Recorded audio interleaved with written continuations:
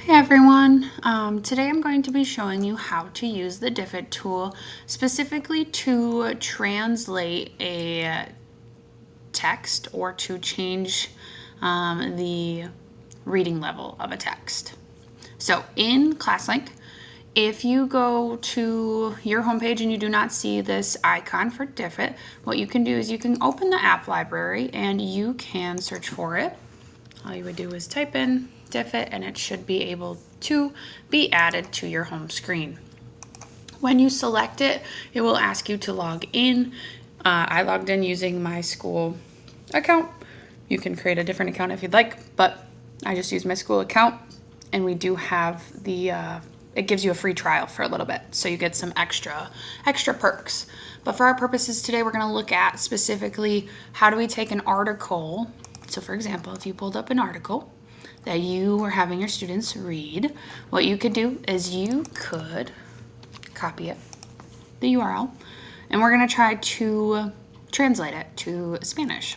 So you can use the literally anything tab if you'd like. You can also use text or PDF, article, YouTube link, or vocab list. We can look at those at a different time, but this one in particular, we're going to just paste the link to the article.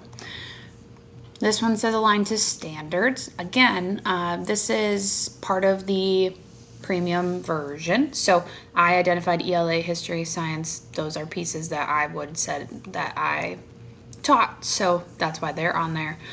But you can change the reading level for your students anywhere from 2nd grade to 11th grade for this one.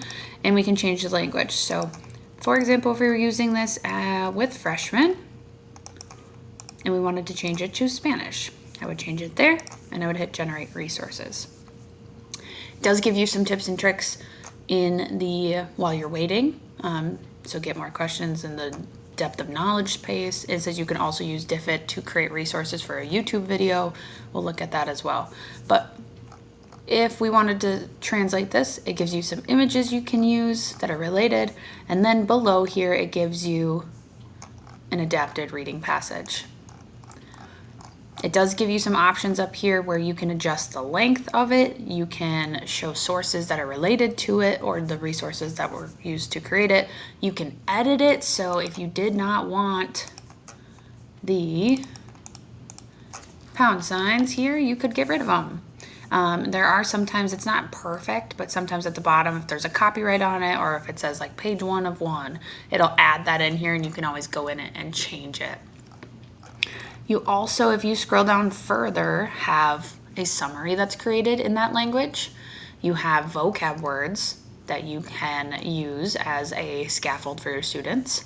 You can add images to those vocab words, which is an additional scaffold for them. Gives you some multiple choice questions, different activities you can do. On the side, it gives you some activities, and below.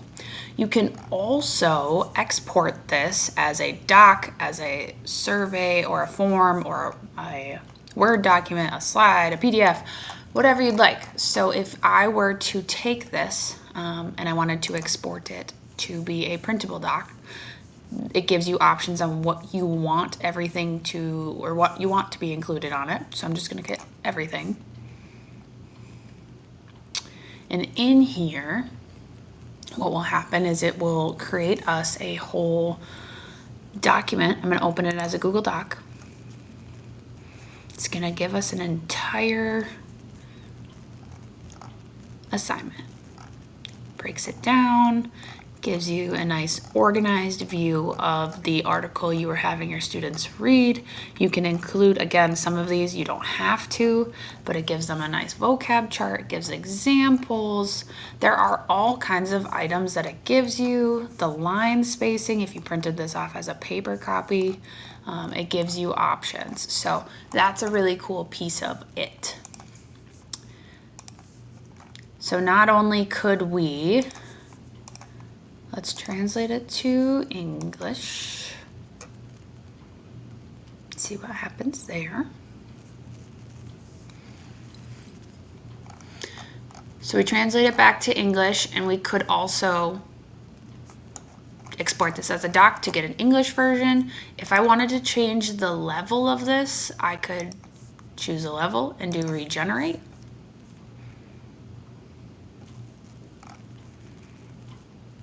And then as I look, now my article is much shorter and it's at a 3rd grade level.